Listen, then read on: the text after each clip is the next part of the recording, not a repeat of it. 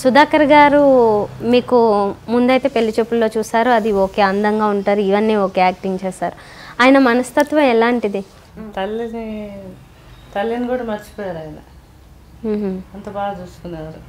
Okay, బాగా చూసుకునేవాళ్ళు. మీరంటే బాగా ఇష్టం. అదే భార్య విధేయుడిని అని చెప్తున్నారు. ఎందుకు అంత విధేయుడు అయ్యారంటారు? మామూలుగా అలా చెప్పరు, ఎవరు హస్బెండ్స్ ఎవరు అలా చెప్పరు కదా. చెప్పరు. మీ అదృష్టం కదా. అదృష్టం అది మాత్రం అసలు మాటలో చెప్పలేను అంతే. బాగా చూసుకుంటారు. 23 ఏళ్ళు అంటే అదేమంత మెచ్యూర్డ్ ఏజ్ అయితే కాదు కదా కంపేర్ చేసుకుంటే. అప్పుడేమన్నా కొంచెం ఎవరితోనో గొడవలు పడ్డం బయట అలాంటివి ఏమైనా జరుగుతుండేవా? ఎప్పుడు ఏ షూటింగ్కి వెళ్ళా నన్ను తీసుకెళ్ళేవారు.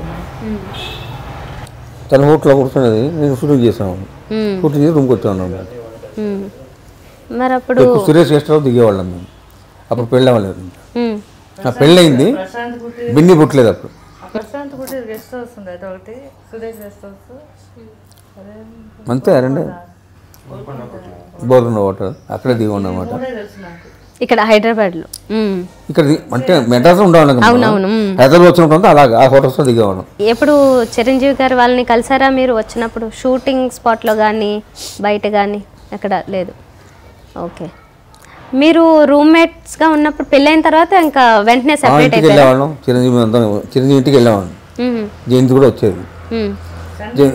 పెళ్ళి అయిన తర్వాత మీరు సెపరేట్ ఫ్యామిలీ పెట్టారా? అప్పటి వరకు వాళ్ళతో రూమ్మేట్గానే ఉన్నారా? రూమ్మేట్గా అది కన్ఫ్యూజన్ ఉంది, నాకే కన్ఫ్యూజన్. కాదా, అప్పటికే సెపరేట్ అయ్యారా?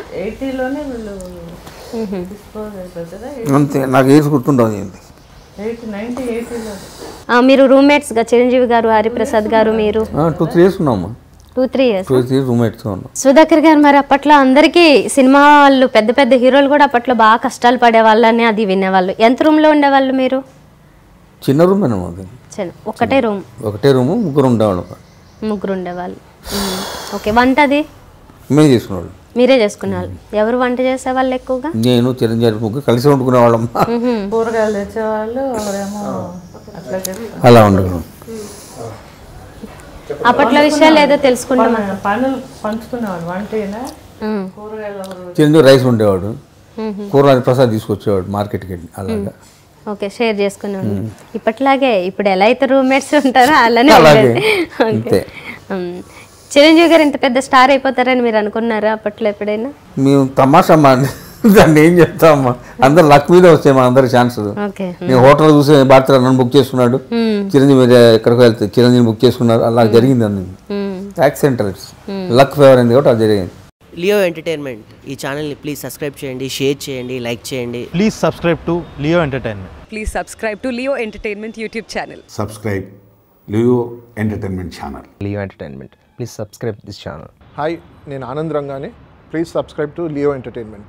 ఇలాంటి ఇంట్రెస్టింగ్ వీడియోస్ కోసం తప్పకుండా మా ఛానల్ని సబ్స్క్రైబ్ చేయండి.